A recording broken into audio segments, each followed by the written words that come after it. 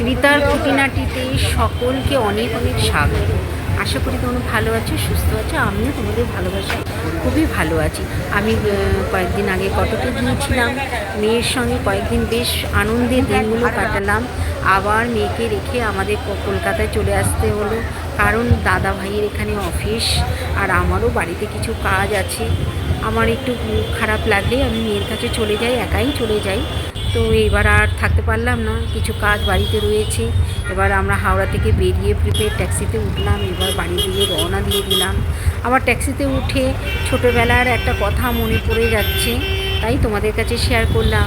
তো ছোটোবেলায় আমাদের যখন গরমের ছুটি, শীতের ছুটি পড়তো, আমরা বাবাকে ভীষণ বিরক্ত করতাম, চলো না বাবা হাওড়ার ব্রিজ দিয়ে হাওড়া যাব। আর আমার বাবা মুচকে মুচকে হেসে বলতো, হাওড়ার ব্রিজ দিয়েই হাওড়া যাওয়া যায়।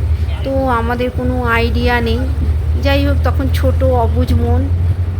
বাবা প্রায়ই আমাদের সে কালনা দিদির বাড়ি, গুপ্তিপাড়া এক দিদি থাকে, ব্যান্ডেল, হাওড়া দিয়েই আসতো। যেই হাওড়ায় পৌঁছাতাম, বাবাকে খালি বলতাম, বাবা হাওড়ার ব্রিজটা তো দেখতে পেলাম না। বাবা মুচকি হেসে বলতো, কেন ব্রিজের ওপর দিয়ে বাসে করে এলি তো, দেখিসনি? না তো, দেখলাম না তো, তুমি অন্য কোথা দিয়ে নিয়ে এসছো।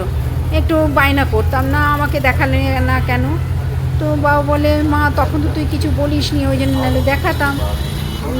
যাই হোক, এইরকম অবুঝ মনের অনেক গল্প আছে। তো আজকে আমার সেই ট্যাক্সিতে বসেছি, বাবার সেই ছোটোবেলার কথাগুলো ভীষণ মনে পড়ছে।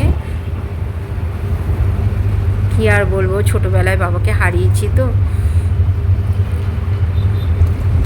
হাওড়া আসলেই ভীষণভাবে বাবার কথা মনে পড়ে যায়। ব্লগটা তোমাদের কেমন লাগলো কমেন্ট করে জানিও, আশা করি ভালোই লাগবে। টাটা।